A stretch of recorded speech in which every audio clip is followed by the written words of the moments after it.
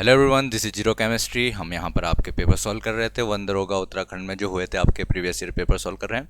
22 जुलाई 2021 shift 2 का यहाँ पर हमने पेपर शुरू कर लिया था। इसका फर्स्ट पार्ट हम यहाँ पर कंप्लीट कर चुके हैं। इससे पहले के जितने भी पेपर हुए थे सारे शिफ्ट के हम यहाँ पर सॉल्व कर चुके हैं। सबसे पहला क्वेश्चन आज के लिए यहाँ पर देखते हैं, who among the following are the primary consumers. इनमें से जो प्राथमिक उपभोक्ता है वो कौन से हैं। तो हमको पता है यहाँ पर प्राथमिक उपभोक्ता कौन से होते हैं। तो यहाँ पर होते हैं हर्बीवोर्स, यानी कि शाकाहारी जो होते हैं उनको क्या कहा जाता है यहाँ पर प्राथमिक उपभोक्ता कहा जाता है। ऑप्शन नंबर सी इसका राइट आंसर होने वाला है। अगला क्वेश्चन देखें यहाँ पर, what is the vertical plane containing the longitude circle and the axis of rotation of the earth known as. तो देशांतर वृत्त और पृथ्वी के घूर्णन के अक्ष वाले ऊर्ध्वाधर तल को क्या कहा जाता है। सिलेबस से बाहर का क्वेश्चन है, तो यहाँ पर आपके लिए अगर देखना चाहो तो ऑप्शन नंबर सी इसका राइट आंसर है। अगला क्वेश्चन देखा जाए यहाँ पर, addition of small amounts of boron to germanium producer. Germanium में बोरोन की थोड़ी सी मात्रा मिलाने से उत्पन्न होता है। ये भी आपके लिए आउट ऑफ सिलेबस क्वेश्चन होने वाला है। फिर भी अगर इसका ऑप्शन नंबर देखना चाहें आप तो सी वाला राइट यहाँ पर होता है। अगला देखें यहाँ पर, अगला क्वेश्चन हमसे कहता है, what is the phenomena of interchangeability of sides between an object and its image in mirror known as. तो यहाँ पर बात करें किस चीज़ से, जैसे ही हम क्या देखते हैं, शीशे के सामने कभी खड़े हुए, दर्पण यानी कि मिरर के सामने खड़े होते होंगे, तो आपको कैसा दिखता है। आपको लगता होगा कि आपका जो दाहिना हाथ है वो बायां हाथ लगता है, बायां हाथ दाहिने हाथ की तरह दिखता है। तो इंटरचेंजेबिलिटी हो जाती है यहाँ पर किस चीज़ की, यहाँ पर भुजाओं की। ठीक है, भुजाओं की विनियमितता, इस परिघटना को क्या कहते हैं, तो इसको कहते हैं यहाँ पर लेटरल इन्वर्जन। इसको क्या कहा जाता है, लेटरल इन्वर्जन। पार्ट्स ऑफ व्युत्क्रमण कहा जाता है। ऑप्शन नंबर डी इसका राइट आंसर हो जाएगा। अगला क्वेश्चन देखो, the electrical conductivity and melting point of an alloy are metals. ठीक है, एलॉय आर मेटल्स, मेटल्स के कैसा रहेगा ये, तो यानी कि आपके एक मिश्र धातु की विद्युत चालकता और गलनांक शुद्ध धातुओं की तुलना में होते हैं। शुद्ध धातु की तुलना में क्या होते हैं, कम होते हैं, ज़्यादा होते हैं, बराबर होते हैं, ज़्यादा यहाँ पर कौन सा होता है, तो यहाँ पर बात करें तो लेस देन क्या होता है, कम होता है। अगर देखा जाए तो मिश्र धातु की जो विद्युत चालकता होती है, कंडक्टिविटी होती है, और जो उसकी मेल्टिंग पॉइंट होता है वो प्योर यहाँ पर जो क्या होते हैं, प्योर मेटल होते हैं, उनसे क्या होता है यहाँ पर कम होता है। ऑप्शन नंबर सी इसका राइट आंसर होने वाला है।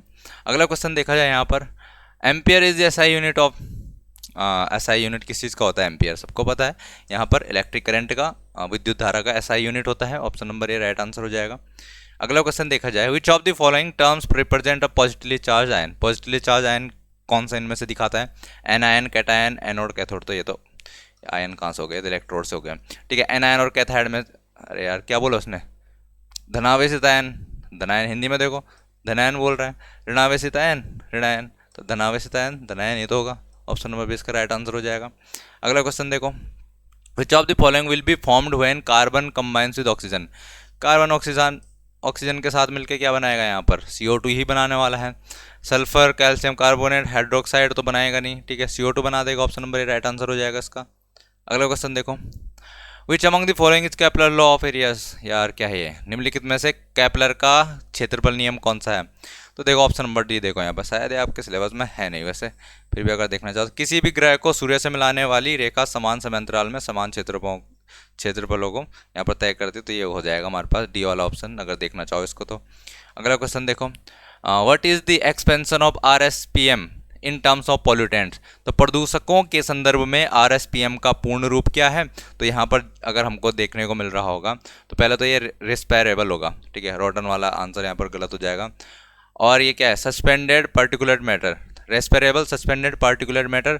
तो यहाँ पर जो दिख रहा होगा आपको, ऑप्शन नंबर बी इसका राइट आंसर होने वाला है। ठीक है, देख लेना इसको। नेक्स्ट क्वेश्चन देखा जाए यहाँ पर, नेक्स्ट क्वेश्चन हमसे क्या कहता है, विच of the following is the potential ozone depleting substance. निम्नलिखित में संभावित ओजोन क्षयकारी पदार्थ, ओजोन को क्षय करने वाला पदार्थ कौन सा है। क्लोरोफ्लोरो जो कार्बन होते हैं, क्लोरोफ्लोरोकार्बन होते हैं, वो क्या करते हैं, यहाँ पर ओजोन को क्षय करते हैं। तो यहाँ पर option number C right answer इसका हो जाएगा। क्लोरोफ्लोरोकार्बन यहाँ पर इसको क्षय करते हैं, किसको, ओजोन परत को। अगला क्वेश्चन देखा है, in a sound wave what is the valley represent the low pressure region called. Valley represent the what क्या है इसमें, in a sound wave what is the valley representing the low pressure region. Low pressure region को represent करने वाले जो क्या होते हैं, निम्न दाब क्षेत्र, जो निम्न दाब क्षेत्र को निरूपित करने वाली घाटियां होती हैं उनको क्या कहा जाता है। तो यहाँ पर अगर हम इस तरीके से देखें तो यहाँ पर ये हाई प्रेशर एरिया दिखाता है, लो प्रेशर एरिया दिखा रहा है, हाई प्रेशर एरिया दिखा रहा है, लो प्रेशर एरिया दिखा रहा है। तो इनको क्या कहा जाता है? तो इनको कहा जाता है यहाँ पर ट्रफ, TROUGH, ट्रफ कहा जाता है। ये जो ऊपर वाले एरिया होते हैं इनको कहा जाता है यहाँ पर श्रिंग क्रेस्ट, इनको क्रेस्ट कहा जाता है। ये हाई कंप्रेशन यानी कि ये क्या है? हाई प्रेशर वाले एरिया है, ये लो प्रेशर वाले एरिया रीजन है यहाँ पर। ऑप्शन नंबर कौन सा हो जाएगा इसका? लो प्रेशर वाला पूछा उसने तो यहाँ पर ट्रफ हो जाएगा, गर्थ। नेक्स्ट क्वेश्चन की ओर बढ़ते हैं। If a substance loses oxygen during a reaction it is said to be, जब यदि एक अभिक्रिया के दौरान किसी पदार्थ में ऑक्सीजन का ह्रास होता है, कमी होती है, उसे कहा जाता है। तो किसी पदार्थ में अगर ऑक्सीजन जुड़ता है तो उसको कहा जाता है उसका ऑक्सीडेशन हो रहा है, ठीक है। अगर किसी पदार्थ में से ऑक्सीजन जा रहा है तो उसका उल्टा हो जाएगा, ऑक्सीडेशन का उल्टा होता है रिडक्शन, तो यहाँ पर रिडक्शन हो जाएगा। और हम क्या कहेंगे? वो रिड्यूस हो गया है। जब उसका रिडक्शन होगा तो उसको कहेंगे हम क्या हो गया? हो रिड्यूस हो गया, अपचयित हो गया है। ऑप्शन नंबर डी इसका राइट आंसर हो जाएगा। नेक्स्ट क्वेश्चन देखा जाए, when was world heritage natural site status conferred on great Himalayan national park? Great Himalayan national park कहाँ है ये भी बताना आपने पहले मुझे। और यहाँ पर बात की जाए कब इसको वर्ल्ड नेचुरल साइट स्टेटस दिया गया, तो यहाँ पर बात करें तो ये दिया गया था आपको 2014 में। कब दिया गया था? 2014 में दिया गया था। ऑप्शन नंबर इसका बी राइट आंसर हो गया।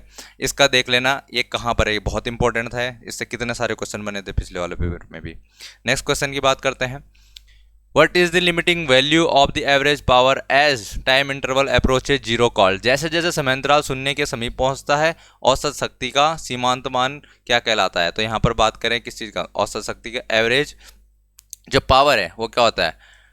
डेल्टा डब्ल्यू वर्क जो किया उसने किसी टाइम इंटरवल में, ठीक है। अब ये क्या कह रहा है? ये टाइम इंटरवल कि जो क्या है वो जीरो की तरफ जा रहा है। तो जैसे जैसे जीरो होता जाएगा ये कम होता जाएगा, कम होता जाएगा, कम होता जाएगा। तो एक इंस्टेंटेनियस यानी तात्क्षणिक हमको शक्ति मिल जाएगी। कौन सी मिलेगी?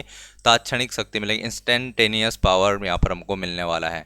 जैसे चीज़ें हम यहाँ पर टाइम इंटरवल कम कर रहे थे, ठीक है, जीरो की तरफ ले जा रहे थे जैसे टाइम इंटरवल को, तो वो क्या होने लग जाता है? इंस्टेंटेनियस चीज़ें होने लग जाती, तात्क्षणिक चीज़ें होने लग जाती। कभी वेग के केस में क्या जाएगा, कभी ये त्वरण के केस में बोलेगा, कभी ये किसके शक्ति के केस में बोलेगा। तो ये चीज़ आप देख लेना।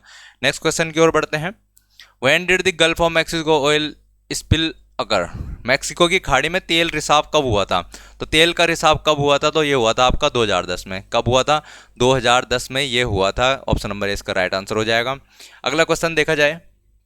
अगला question, what is the mathematical nature of the focal length of a convex lens according to the sign convention use for spherical lens? तो गोलाकार लेंस के लिए उपयोग की जाने वाली चिन्ह परिपाटी के अनुसार उत्तल लेंस की फोकस दूरी की गणितीय प्रकृति क्या होती है? और अगर आप लोग टेलीग्राम पे जुड़े हुए होंगे तो आप लोग इसका आंसर टिक कर सकते हैं डायरेक्टली। आपने अगर यहाँ पर क्या पढ़े होंगे, उत्तल लेंस, अवतल लेंस, कॉन्वेक्स मिरर वगैरह पढ़े हो, लेंस वगैरह पढ़े हो, तो आप इन चीज़ों को आसानी से कर पाओगे। यहाँ पर ऑप्शन नंबर 20 का राइट आंसर होने वाला है। पॉजिटिव नेचर होता है, ठीक है, फोकस दूरी का जो उत्तल लेंस का होता है। नेक्स्ट क्वेश्चन की ओर बढ़ते हैं। Which of the following information is provided in the herbarium seed? जो पादपालय पद्र क्या है? हर्बेरियम सीड होती है। हर्बेरियम सीड में निम्नलिखित में से कौन सी जानकारी प्रदान की जाती है? हर्बेरियम सीड होती है, उसमें पौधे वगैरह लगाए जाते हैं, ठीक है, उसके बारे में लिखा जाता है। जैसे पौधा, ऐसी बायोलॉजी वालों को ज़्यादा पता होगा, ठीक है। तो यहाँ पर बात करें हर्बेरियम सीड में क्या लिखा रहता है? पौधे का स्थानीय नाम लिखा रहता है, पौधे का स्थानीय नाम लिखा रहता है। यहाँ पर ऑप्शन नंबर सी इसका राइट आंसर हो जाएगा। अगला क्वेश्चन देखो, इनमें से हिमाचल प्रदेश में स्थित जल संग्रहण बांध कौन सा है? तो हिमाचल प्रदेश में इनमें से कौन सा जल संग्रहण बांध है? तो वो है भाखड़ा बांध। भाखड़ा बांध कहाँ है? यहाँ पर हिमाचल प्रदेश में है। नेक्स्ट क्वेश्चन देखते हैं। Where is hangul a critically endangered deer found in India? गंभीर रूप से लुप्तप्राय हिरण हंगुल भारत में कहाँ पाया जाता है? तो ये आपका पाया जाता है दाचिगाम राष्ट्रीय उद्यान में, दाचिगाम नेशनल पार्क में पाया जाता है। कौन? हंगुल ना, ये क्या है? लुप्तप्राय ना, इंडेंजर्ड है, लुप्त हो सकता है, हिरण है। कौन है? उसका है हंगुल नाम है उसका, ठीक है। तो भारत में कहाँ पाया जाता है? दाचिगाम नेशनल पार्क में पाया जाता है। ऑप्शन नंबर 20 का राइट आंसर हो जाएगा। विच of the following is called primary meristem? यहाँ पर से क्या कहा जाता है? प्राथमिक विभज्योतक किसे कहा जाता है? तो यहाँ पर किसको कहा जाता है? तो यहाँ पर अंतर्वेशी क्या है? ये विभज्योतक। इंटरकैलरी मेरिस्टेम जो है ऑप्शन नंबर ए, इसको यहाँ पर क्या कहा जाता है? प्राइमरी मेरिस्टेम कहा जाता है। कर लेंगे इसको। अगला क्वेश्चन देखते हैं।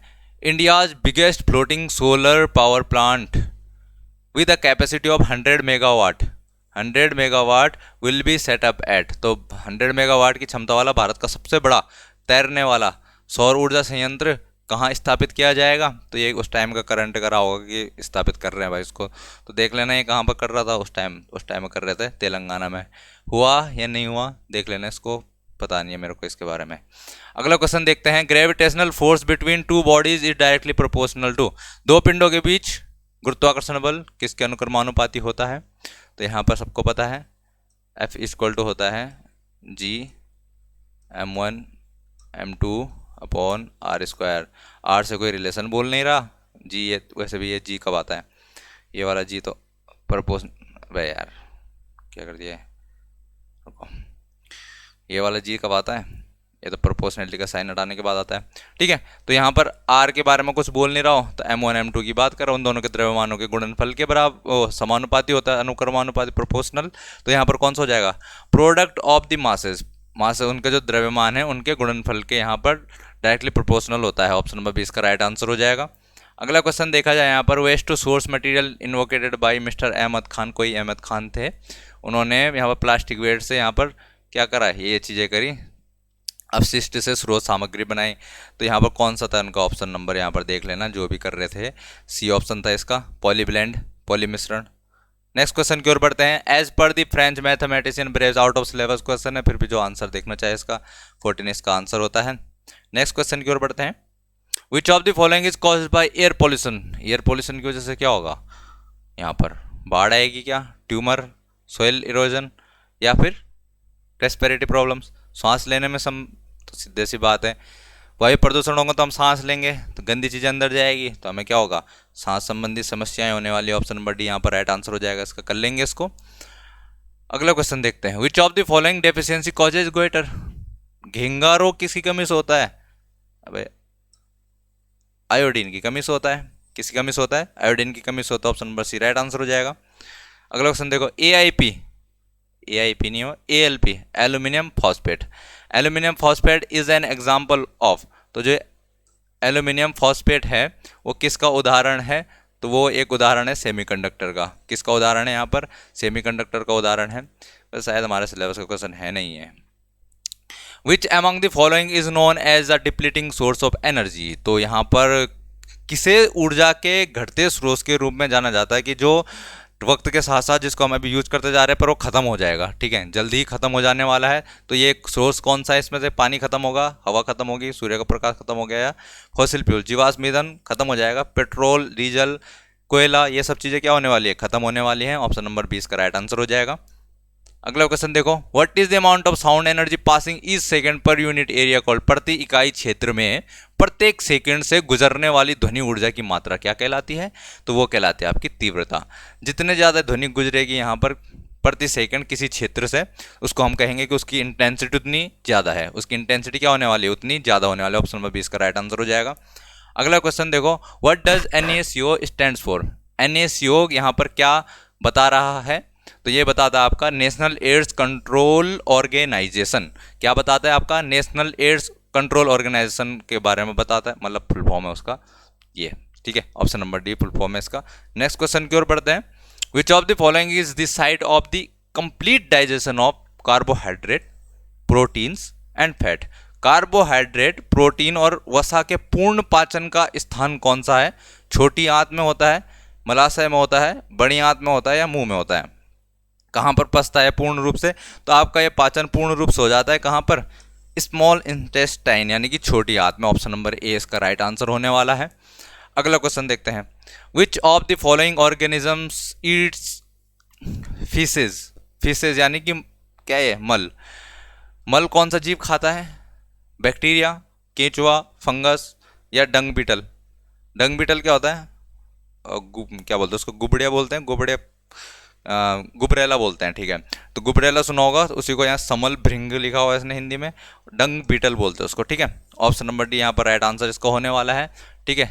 नेक्स्ट क्वेश्चन की ओर बढ़ते हैं। अगला क्वेश्चन क्या कह रहा है, where is Rollapadu, Rollapadu, yes, Rollapadu wildlife sanctuary located, Rollapadu वन्यजीव अभ्यारण्य, रोलापाड़ू वन्यजीव अभ्यारण्य कहाँ स्थित है, तो ये आपका स्थित है कहाँ पर, आंध्र प्रदेश में, आंध्र प्रदेश में स्थित है। ऑप्शन नंबर ए इसका राइट आंसर होने वाला है। अगला क्वेश्चन देखो, what is the excess energy exhibited by the liquid molecule on the surface compare to those inside the liquid called. तो ये आउट ऑफ सिलेबस क्वेश्चन है आपके लिए, फिर भी अगर ऑप्शन देखना चाहो इसका सही तो ऑप्शन नंबर सी इसका राइट आंसर है, पृष्ठीय ऊर्जा होने वाला है इसका आंसर। अगला क्वेश्चन देखो, which of the following process uses oxygen when things rust. जब भी जंग लगती है किसी चीज पे तो उसमें ऑक्सीजन का उपयोग होता है, तो प्रक्रिया कौन सी होती है, ऑक्सीजन का उपयोग होगा, मतलब ऑक्सीजन उससे जुड़ने वाला है तो उसका ऑक्सीडेशन हो जाएगा। ठीक है, ऑप्शन नंबर सी यहाँ पर राइट आंसर होने वाला है। Choose the correct unit of gravitational constant ji. Gravitational constant जी का यहाँ पर हमको सही यूनिट बतानी है, तो यहाँ पर सही यूनिट कैसे निकालेंगे इसको, सबको पता है अभी हमको क्या होता है, F is equal to G m1 m2 upon R square. ठीक है, यहाँ से जी निकालो तो क्या हो जाएगा, एफ इंटू आर स्क्वायर और m1 m2 इसके अपॉन में आ जाएगा, m1 m2 और ये क्या रह जाएगा, जी रह जाएगा।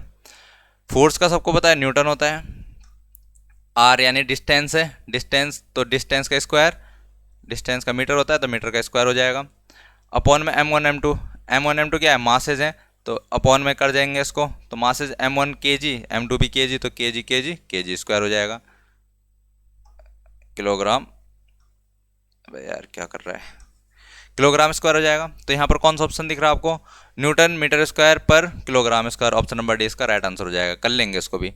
नेक्स्ट क्वेश्चन देखते हैं, which of the following is an example of terrestrial biome. ठीक है, स्थलीय बायोम का उदाहरण कौन सा है, तो आपको एक काम करना है, आपको पता करना है कि ये बायोम क्या होता है। ठीक है, उसके बाद देख लेना टेरेस्ट्रियल बायोम क्या है, इसके जो प्रकार होंगे आपके पास, टाइप्स होंगे बायोम के, वो सारे देख लेना। तो आपका एक काम है, बायोम क्या क्या होता है आपको देखना है। इस वाले क्वेश्चन का आंसर आपको यहाँ पर बी वाला ऑप्शन इसका राइट आंसर होने वाला है। ट्रॉपिकल रेन फॉरेस्ट जो है यहाँ पर किसका, टेरेस्ट्रियल बायोम का एग्जाम्पल है। नेक्स्ट क्वेश्चन है यहाँ पर, which of the following products form when heating gypsum at 373 kelvin. तो 373 केल्विन पर गर्म करने पर जिप्सम को क्या बनता है, तो आपको बनता है प्लास्टर ऑफ पेरिस। और आपको एक काम करना है कि जो जिप्सम है इसका केमिकल फॉर्मूला आपको देखना है, जिप्सम का क्या देखना है, एक तो जिप्सम का केमिकल फार्मूला देखना आपको, एक आपको केमिकल फार्मूला देखना है यहाँ पर किसका, प्लास्टर ऑफ पेरिस का केमिकल फार्मूला देखना है। ठीक है, मिल्को मैग्नीशियम का केमिकल फार्मूला सबको पता होगा अभी तक।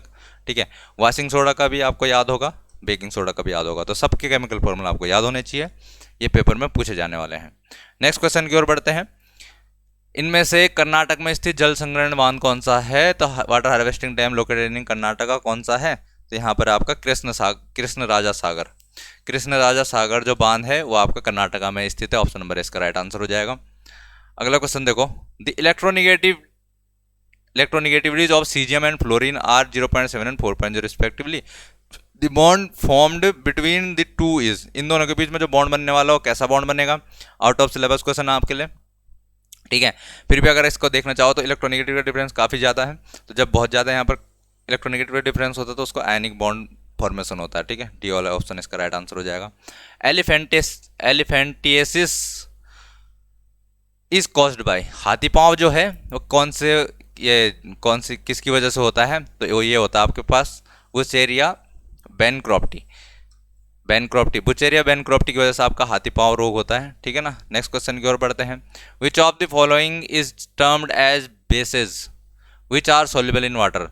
तो जो बेस है हमारे पास, कैसे बेस, जो वाटर में सोल्यूबल होते हैं, पानी में घुल जाते हैं, ऐसे जो क्षार होते हैं, ठीक है ना, उन क्षारों को क्या कहा जाता है, उन बेसिस को क्या कहा जाता है, तो उनको कहा जाता है यहाँ पर एल्कली। यानी कि हमारे पास कुछ बेस हैं, ठीक है, ये हमारे पास बेस है, तो ये अगर जो बेस क्या हो यहाँ पर वाटर सोल्यूबल बेस हो, ठीक है, जो बेस वाटर सोल्यूबल है उनको क्या कहेंगे हम, उनको यहाँ पर कहने वाले हैं हम एल्कली, उनको क्या कहेंगे हम एल्कली कह देंगे। ठीक है, कर लेंगे इसको, ऑप्शन नंबर सी इसका राइट आंसर हो जाएगा। अगला क्वेश्चन देखा जाए, which of the following phylum includes organism having a water vascular system. निम्नलिखित में से किस फाइलम में कौन सा संघ है वो जिसमें यहाँ पर जलवाहिका तंत्र वाटर वेस्कुलर सिस्टम पाया जाता है, तो यहाँ पर इसका option number D right answer है। एकाइनोडर्म्स जो होते हैं, एकाइनोडर्म्स जो होते हैं उनके पास यहाँ पर वाटर वेस्कुलर सिस्टम पाया जाता है। अगर आप लोगों ने यहाँ पर पढ़ा हो, ये चैप्टर 9th में है शायद, ये चैप्टर आपका डाइवर्सिटी इन लिविंग ऑर्गेनिज्म, तो उसमें आपने सारे फाइलम देखे होंगे ये, तो उसमें ये शायद ये चीज़ यहाँ पर मेंशन करी हो, तो 94 का यहाँ पर डी वाला ऑप्शन राइट आंसर हो जाएगा। अगला क्वेश्चन देखा जाए यहाँ पर, at 20 degree centigrade which among the following have the highest surface tension. Out of syllabus question आपके लिए। 20 डिग्री सेंटीग्रेड पर किसका पृष्ठ तनाव सबसे अधिक होता है? मरकरी का होता है। ठीक है, कैसे होता है ये आप लोग देख लेना। नेक्स्ट क्वेश्चन की बात करें, what is the common name of Na2CO3। Na2CO3 आ गया ना, Na2CO3 का कॉमन नेम क्या है? तो इसका कॉमन नेम होता है आपका वाशिंग सोडा। कॉमन नेम क्या है इसके लिए? Washing soda. इसका कॉमन नेम है दावन सोडा। आप लोगों को पता होना चाहिए यहाँ पर ब्लीचिंग पाउडर का क्या होता है, यहाँ पर कास्टिक सोडा का क्या होता है, और बेकिंग सोडा का यहाँ पर क्या केमिकल फॉर्मूला होता है। ठीक है ना, ये सब चीज़ें भी आपसे एग्जाम में पूछे जाने वाली हैं, इंपॉर्टेंट क्वेश्चन हैं। नेक्स्ट क्वेश्चन की ओर बढ़ते हैं, which is a globally recognise eco label accorded to the beaches by foundation for environment education in Denmark. तो foundation for environment education in Denmark द्वारा समुद्र तटों के लिए विश्व स्तर पर मान्यता प्राप्त इको लेवल कौन सा है? तो देख लेना इसको, ये वाला आपके लिए option number D right answer है। क्या होता है, क्या क्या चीज़ें हैं, आप डिटेल में पढ़ना चाहते हो तो पढ़ सकते हैं इन चीज़ों को। By which of the following methods the biodegradable waste can be converted into fertiliser. तो बायोडिग्रेडेबल जैव निम्नीकरण वाले अपशिष्ट पदार्थ है, उनको उर्वरक में परिवर्तित किया जा सकता है। कैसे किया जा सकता है? तो कंपोस्टिंग के द्वारा किया जा सकता है। कंपोस्टिंग के द्वारा इनको क्या किया जा सकता है? यहाँ पर खाद में, उर्वरक में परिवर्तित किया जा सकता है। नेक्स्ट क्वेश्चन देखा जाए यहाँ पर, which of the following bacteria prepares food by simple chemicals release from the interior of the अर्थ। तो निम्नलिखित में से कौन सा जीवाणु है जो पृथ्वी के आंतरिक भाग से, अंदर से निकल रहे हैं, निकलने वाले साधारण रसायनों द्वारा भोजन तैयार करते हैं। तो पृथ्वी से अंदर से निकलने वाले जो सिंपल यहाँ पर और क्या है केमिकल्स हैं, उनके द्वारा अपने भोजन को निर्माण करते हैं, तो उनको कहा जाता है कीमोसिंथेटिक। सीधे नाम से ही समझ में आ रहा है हमें, कीमोसिंथेटिक बैक्टीरिया वो हैं। ऑप्शन नंबर ए इसका राइट आंसर हो जाएगा। और आज के लिए और इस पेपर का सबसे आखिरी क्वेश्चन देख लेते हैं, क्या कह रहा है, the cubic close pack structure is also known as. तो ये भी आपके लिए आउट ऑफ सिलेबस क्वेश्चन है, ज़्यादा टेंशन लेने की जरूरत नहीं है। उसको फिर भी क्या कहा जाता है यहाँ पर, फेस सेंटर्ड क्यूबिक संरचना कहा जाता है। तो यहाँ फलक केंद्रित घनीय संरचना कहा जाता है। ऑप्शन नंबर इसका राइट आंसर होता है। और ये आपका पेपर कंप्लीट होता है शिफ्ट 2 का, जो 22 जुलाई को हुआ था। नेक्स्ट पेपर में हम क्या करेंगे, यहाँ पर जो 23 जुलाई को पहला शिफ्ट का पेपर होगा उसको यहाँ पर डिस्कस करेंगे। और इस पेपर की पीडीएफ आपको जीरो केमिस्ट्री नाम से एक हमारे पास टेलीग्राम पे चैनल है, अगर आपको पीडीएफ चाहिए तो ज्वाइन कर लेना। ठीक है, मिलते हैं फिर, पढ़ते रहिए तब तक, नेक्स्ट लेक्चर में मिलते हैं।